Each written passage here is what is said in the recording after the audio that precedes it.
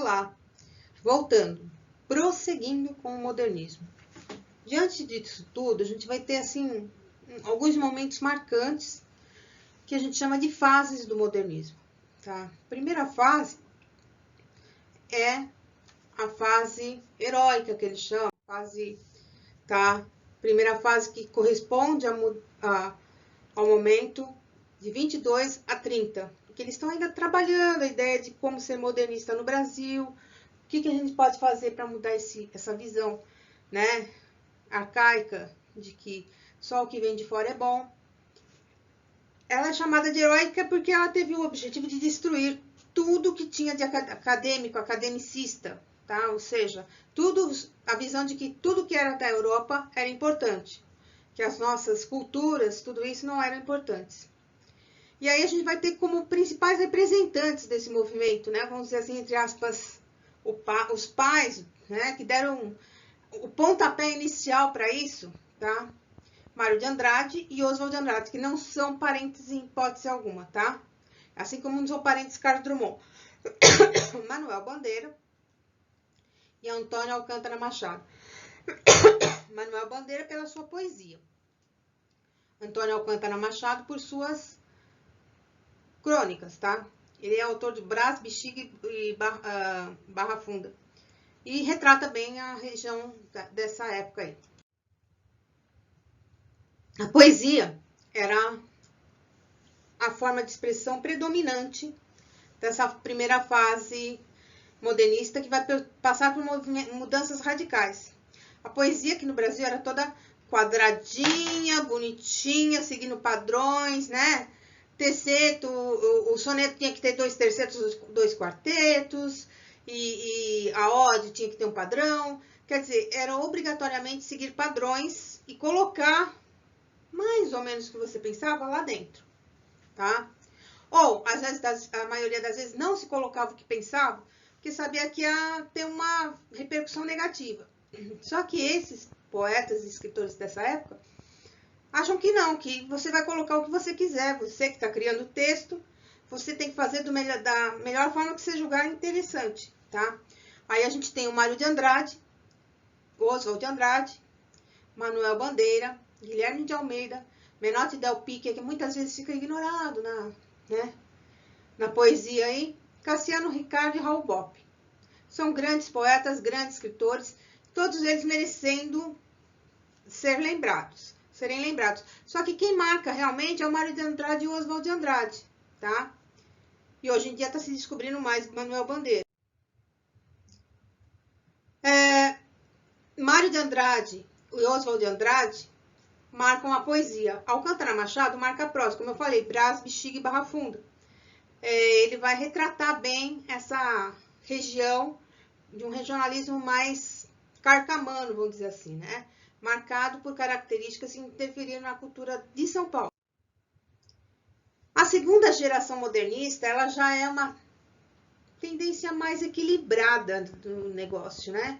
E nesse caso vão surgir poetas mais reflexivos, mais tendenciosos a seguir alguma linha de poesia, não respeitando padrões, mas criando seu próprio padrão, sem querer criar, sabe, muita crítica, muita indisposição com aquele pessoal retrógrado que existia. Elas se iniciam com as poesias de Carlos Drummond de Andrade, tá? Que é um poeta urbano, é um poeta voltado para fatos cotidianos, que ele leva esses fatos a uma reflexão. Incorporou, como eu falei, as características de 22, sem exageros, tá? Então vai ter o verso livre, vai ter uma reflexão, vai ter ironia, vai ter um certo humor, mas sem exagerar no negócio. Ó, o verso livre vai ter que predominar, tá? Então, não vou ter versos extremamente catastróficos, mas vou ter um verso mais padrão. Tem a liberdade temática.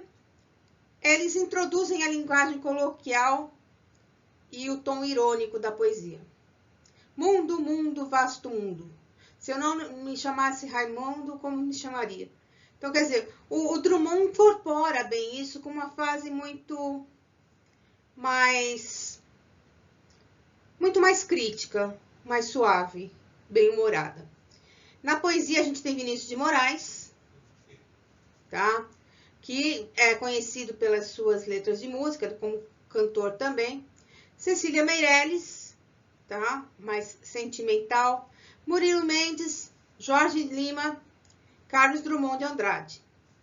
Na poesia, na prosa, no romance, a gente vai ter o Jorge Amado se destacando, José Lins do Rego e Graciliano Ramos, sendo que Graciliano Ramos é o mais crítico e mais seco desses poetas.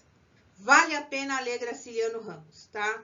José Lins do Rego retrata bem a decadência da cana-de-açúcar, mas ele é muito, assim, dramático, né? E o Jorge Amado, eu digo que ele parece muito com Agatha Christie. Ele faz romances, assim, que agradam o público de uma forma geral. Coisa difícil na época, mas tem seu mérito. Mas que também um romance tem, parece que a mesma formatação que o outro. A terceira geração modernista é pós-45, tá? Ela propõe uma volta ao passado, com a valorização rítmica, da métrica, do vocabulário erudito e das referências mitológicas, mas abordando temas contemporâneos. Ou seja, ela quer retomar aquelas tendências barrocas, do romantismo da primeira fase, mas incorporando a temática atual, tá? É mais ou menos uma literatura mista, mas que não pode deixar de lado o que o brasileiro tem a oferecer. Coube a ela introduzir uma nova cultura internacional das letras brasileiras. Ou seja, com essa geração menos revoltada, menos nonsense, menos crítica de uma forma pedante, né? Eles são mais centrados. A nossa literatura ganhou expressividade no exterior, tá? Aí eu tenho Graciliano Ramos com suas obras, tá? Guimarães Rosa, ele traz um romance regionalista mesmo, com a linguagem, incorporando a linguagem da região mesmo, tá? Mostrando como que era a vida do sertanejo. Clarice Lispector, com romance intimista, tá? E João Cabral de Melo Neto, que é conhecidíssimo por Morte e Vida Severina, que retrata bem o que é ser retirante, o que é ser pobre, o que é ser explorado, tá? Na sociedade da época.